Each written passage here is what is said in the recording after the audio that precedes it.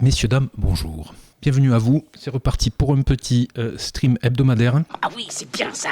Là, je peux te donner un morceau et t'essayes de le faire. Alors, c'est les morceaux qui sont dans la liste ici, que je peux faire à la demande. Ça, c'est des morceaux que j'ai bossés. Ensuite, je fais aussi des impros sur des backing tracks que je trouve sur YouTube. Après, tu peux toujours proposer des morceaux. Et si c'est un morceau qui à la fois me plaît, qui est connu et qui est dans mes cordes, expression toute trouvée, là, je peux éventuellement le travailler. Ah, le début de mon effort nothing, je l'ai eu connu, mais j'ai pas le bon son pour ça.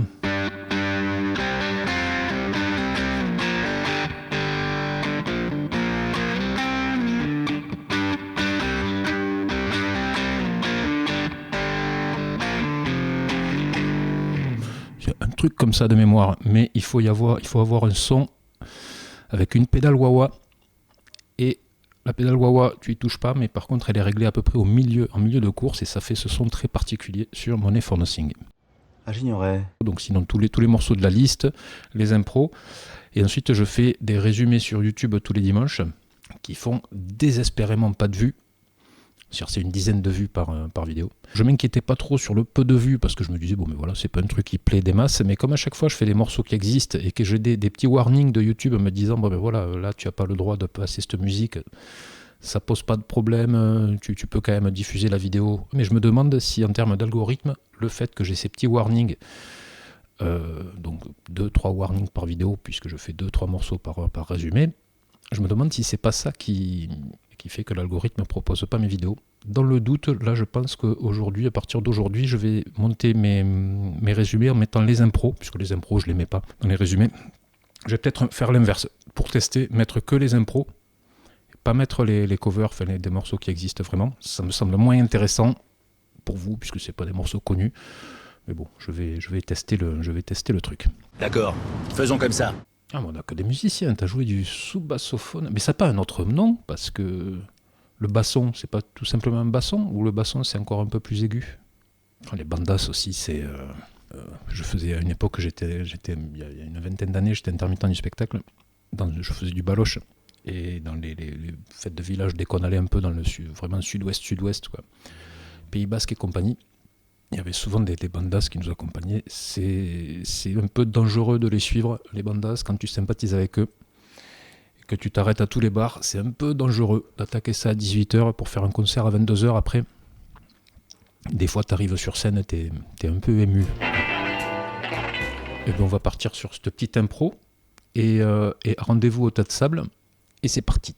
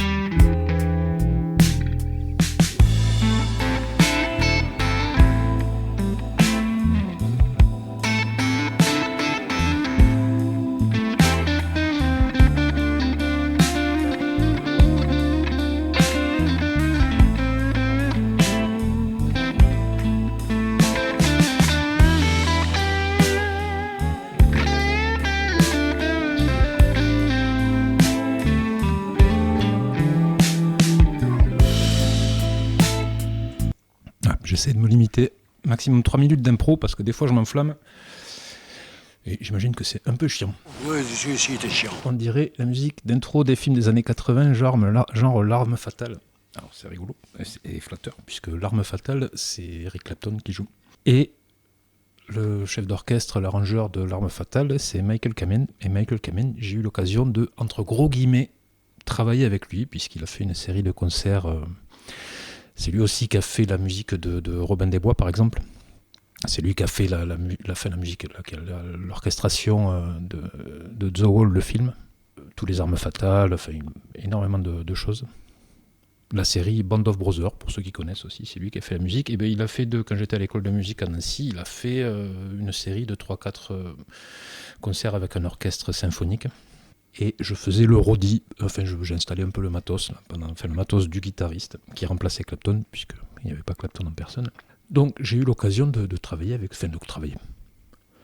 croiser ce monsieur en tout cas, qui est décédé maintenant, mais qui était une pointure dans la musique de film. Ça va, il n'y a pas de quoi non plus vermifugé un abribus. Il y a le chat dedans là, ou qu'est-ce que j'entends? Si c'est pas le chat, c'est des souris. Oh. Non, là c'est un rat si c'est pas le chat. Je vais quand même jeter un œil. C'était bien le chat. Voilà, tu veux dire bonjour? Ah, c'est mes chaussures ça. C'est même pas mon chat en plus, c'est le chat du voisin. Bonjour. Bonjour. Le live impro musique qui se transforme en live bagarre contre un rat, on adore. S'il y avait eu un rat, ça aurait pas été un live bagarre, ça aurait été un live fuite, je pense.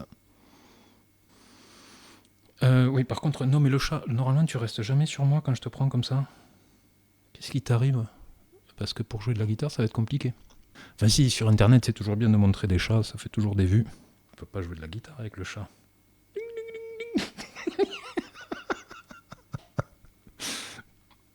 Ah puis maintenant il ronronne, putain. Je sais pas s'il est pas un peu débile aussi. Par contre, t'es gentil, mais... il faudrait dégager en fait. Ouais, qu'on la confiance. Là, si je le retiens pas... Oh, j'aurais dû le laisser tomber, ça aurait été rigolo. Non mais c'est que tu veux me demander à bouffer ça en fait. Eh oui. Bon, je reviens. Le lourd. Oh ça y est, tu vas me saouler toi. Qu'est-ce que tu veux encore? Tu vas vouloir sortir là. Allez. Quel est le morceau que tu préfères jouer dans la liste là? Ça dépend des semaines. Ça dépend vraiment des semaines. Tous les morceaux que j'aime jouer, je les ai mis dans la liste. Après, si, un que je jouais, mais que ce serait pas respectueux que de le faire, mais c'est un de mes morceaux préférés à l'écoute.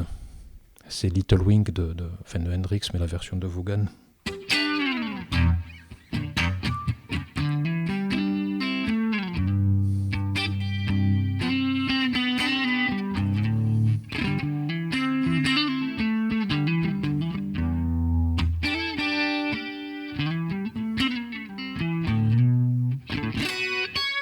Merde, je ne me rappelle plus. Celui-là, j'aime beaucoup. Parisian Walkways aussi de Gary Moore. Celui-là, j'aimerais bien le rajouter dans la liste, mais pareil, celui-là, c'est un morceau qu'il faut faire à la note. Alors, qu'est-ce qu'on peut avoir comme improvisation?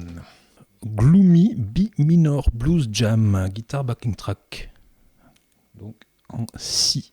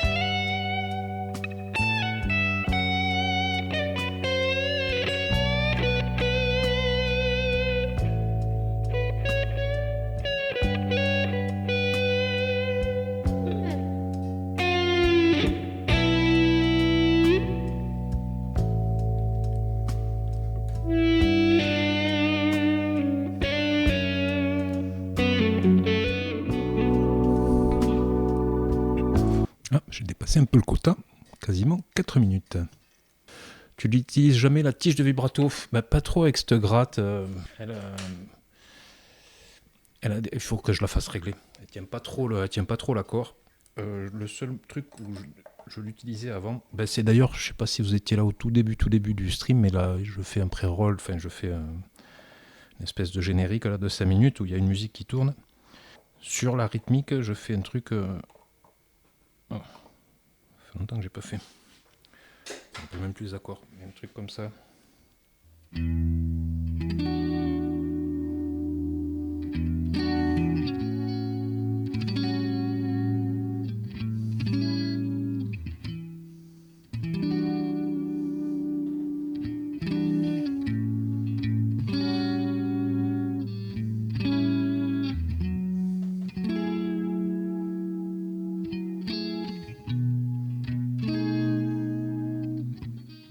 C'est magnifique.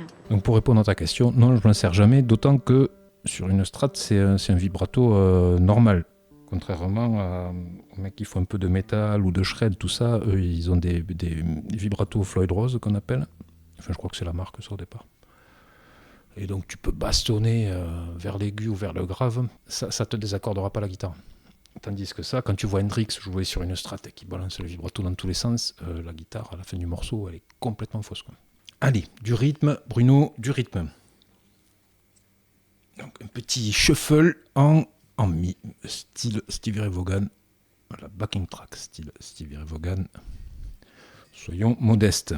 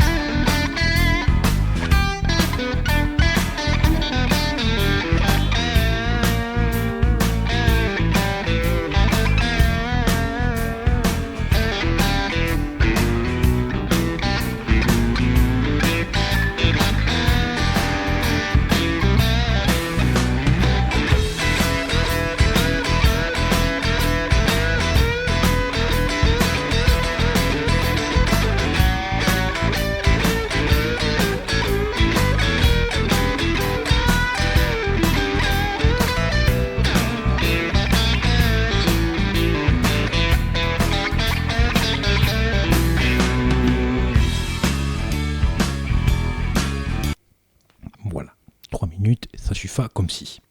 Ah si, petite question, tu utilises quoi comme Microsoft sur ma guitare? C'est Windows 98. C'est des Les Sensor, il me semble. Enfin, là, la marque est partie, la guitare elle a 30 ans. Ah oui, tout de même. Autre question, comment tu fais tes backing tracks si c'est toi qui les fais? Sinon, où les trucs tu Ah bah là, celle de Hendrix par exemple, je la trouve pas terrible. Celle-là, je l'ai trouvée sur YouTube. Souvent, je les récupère sur YouTube et quand c'est vraiment trop pourri sur YouTube, mais là, c'est pas possible avec Hendrix. Les vieux groupes comme ça, de la façon dont ils sont enregistrés, les logiciels qui te séparent les pistes, ça marche pas. Et sinon, j'utilise donc, comment ça s'appelle, Moises AI, mais la plupart du temps, c'est-à-dire sur la quinzaine de morceaux, là, bon, il y a Téléphone, celui de Téléphone, parce que Téléphone, ça se trouve pas en bonne qualité, que j'ai fait moi-même, le ZZ Top aussi, et tu vois, même sur le ZZ Top, je l'ai fait au début, celui-là, je vais pas le refaire, mais il y a 2 guitares que j'arrive pas à séparer. C'est tout, j'en ai fait que 2 en fait. Toutes les autres, je les ai trouvées sur le net, sur YouTube, et ça va quoi. Allez, une petite impro pour alimenter l'éventuel résumé.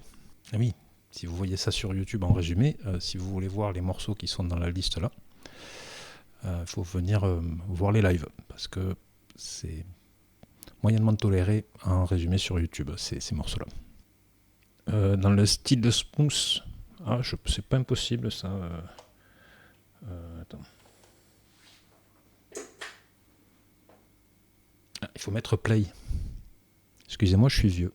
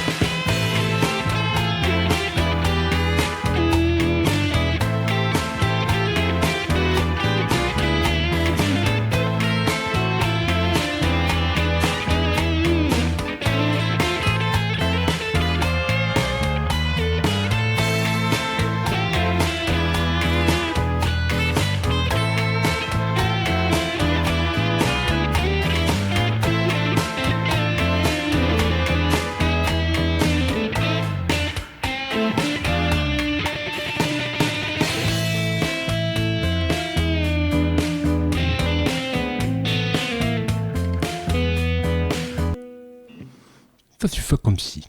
Voilà, j'ai été chaud pour essayer. J'ai pas dit chaud pour réussir. Hein. Alors là, grand bravo, c'était vraiment délicieux. Mais merci beaucoup. Il faut que je fasse une fin pour le résumé YouTube. J'ai un peu la flemme là. Ah oui, mais pour être raccord, à mon avis, il faut que j'ai la guitare. Si vous avez...